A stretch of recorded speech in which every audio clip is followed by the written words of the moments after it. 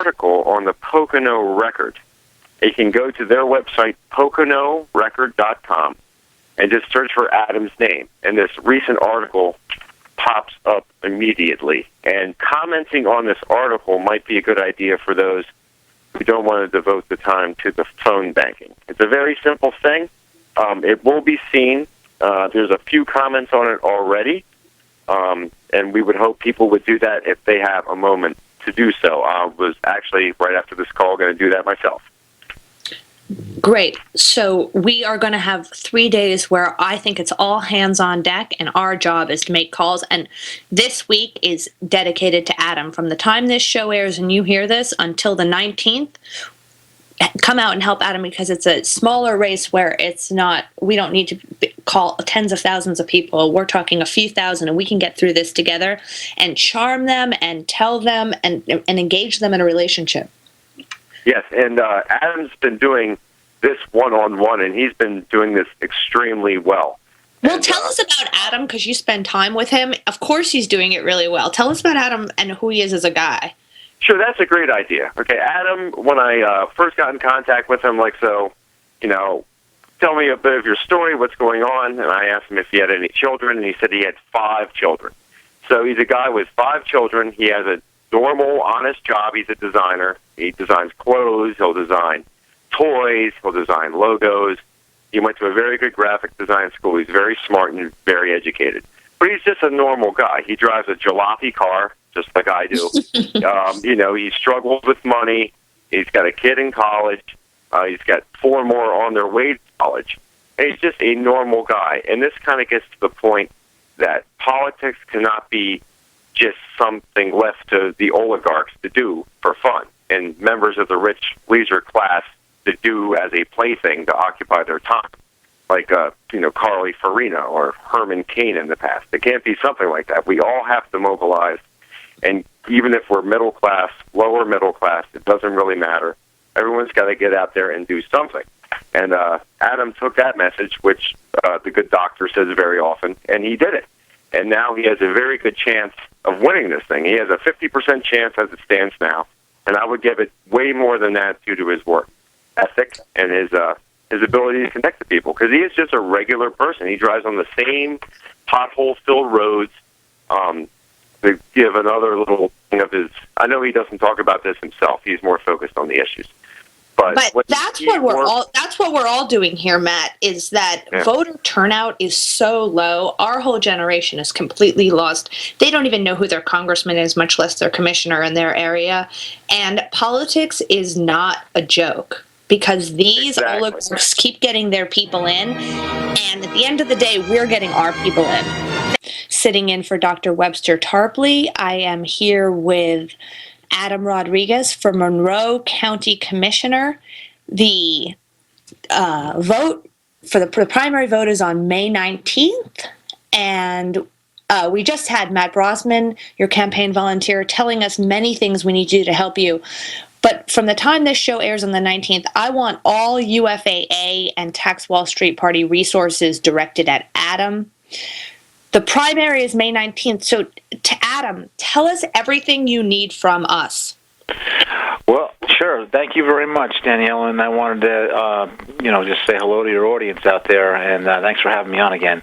Well, right now, we're pretty much at the end of the campaign here, but we have another 3 or 4 more days to go, and they're going to be crucial in that I'm going to be pretty much hitting the ground, knocking on a lot of doors, going out and talking to people, working what we call our super voter list. And right now, we just released, or it landed yesterday, our mailer, and that went out to over 5,000 residents here throughout the county. I was fortunate enough to get the bulk mail rate from the county party, which saved us a lot of money. And also the mailer itself was fantastic. I had a local printer handle it, and I designed it, and obviously the printing came out fantastic. It was very glossy, very large, the kind of thing that you really can't miss if you were, going out to get your mail and bringing it in, because, a lot of people want to send it. I must say they looked great. They looked absolutely great. I loved those flyers. Okay, keep going. They came out. They really did, and the glossy aspect of it really just pumped it up, because the other two candidates that were able to do mailers, and we weren't really sure who they went out to, because it was very erratic in terms of who was receiving. And my words off of what we call the super voter list, and so that was over 5,000 doors, and basically those other candidates, their mailers really, quite honestly, just didn't compare to ours. Ours was bigger, full color, with a picture of myself on the front and on the back, a nice picture of my family. It was, we really can't afford professional photographs, so we had something from one of our kids' graduation event at the local state college out here, East Stroudsburg University, where two of my daughters attended. And, it just had a real honest quality to it. And I had one of my good friends, Maureen Madden. She's helping me run my campaign. She ran for state rep. She actually helped me put this whole thing together. She helped me write it to make sure that it was concise and it was hitting all the points on the back.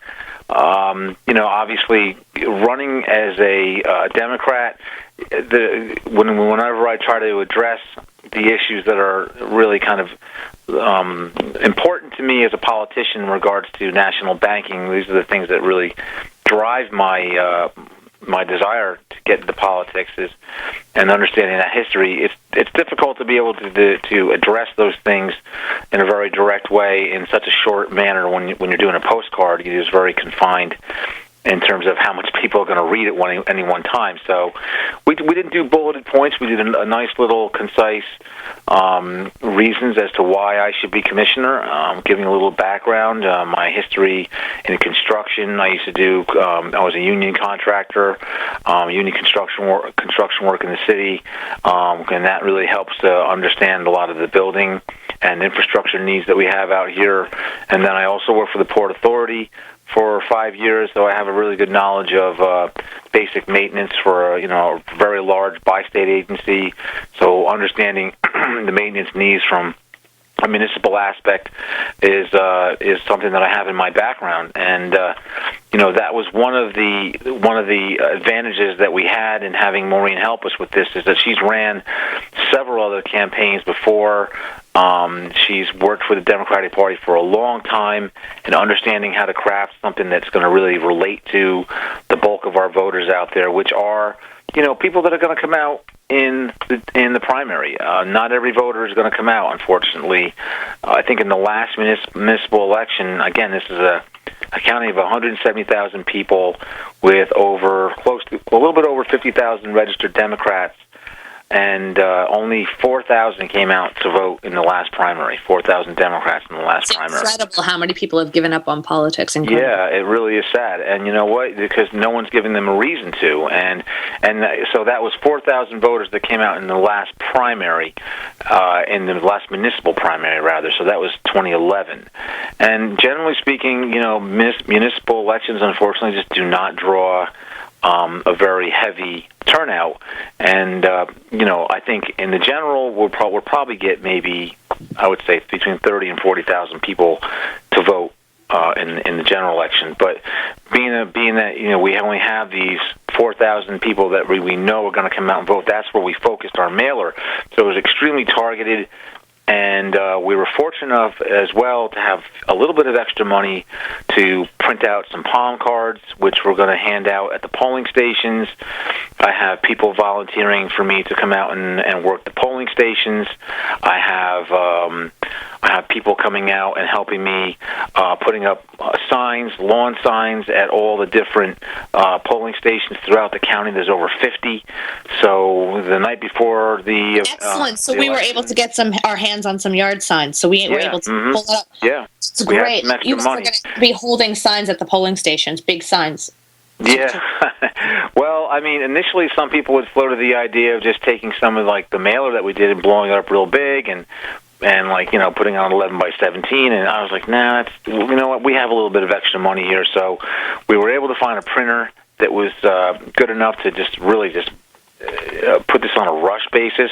Within 3 days, we had the signs ready, screen printed on both sides, and they look fantastic. So it's really big. Adam Rodriguez for Monroe County Commissioner, and vote on. I'm number one on the ballot. So that's one of the things we're focusing on as part of my campaign, and that I'm at the top of the ballot. Lottery to have your name number one on the ballot. Yeah, I won the lottery. I basically came out first on that lottery draw, and traditionally that tends to add another 10 to maybe even 15% onto the vote. And in this particular election, that's going to work for me to the best of my advantage, because there's really no one name that stands out as far as this campaign goes. So it's kind of like 6 to 1, half dozen of the other. I mean, there's no one candidate that's going to kind of like be able to have that name recognition and walk away and say, oh, it's just a done deal for me. I think it's going to be a pretty close race. All I needed to do is to come into second, and basically I'm elected. I'm in the general election. You did everything right along the way. All of our hands are going to be on deck, phone banking for you for the next 3 days. Everything else is going to be put aside, and for all of the supporters of UFA and Texwell Street Party, far and wide. We have a couple hundred inter-party members now, and thousands of supporters. So any of you thousands of supporters, you want to change world history? Get Adam on the ballot by phone banking. There you go. And that's I don't think people should take that lightly. Obviously running as a Democrat, the whole aspect of compromise with the Republicans is something that you always want to bring to the table. You want to compromise when you have to, but I bring a different fight to this ball game. This is not. I'm not of the mind that, oh, well, we don't have the money. Where can we get the money? I don't tolerate that kind of thinking. Are you kidding me? You saw $40 trillion being bailed out to some of the world's biggest crooked banks, and you're sitting here telling me, where's the money? Don't worry about the money. Worry about where you're going to get the people to do these projects that we need to do in this area alone. Worry about getting the trained manpower and the skilled workforce to do the things we need to do to get back to a real kind of very highly productive New Deal type of economy here. And don't worry so much about the money. I know where the money is, and I'm going to fight for that. You just put together. That really resonated. That really hit me. The money is there, everybody. Adam knows how to get it. Adam, that's the music. It's the end of our show.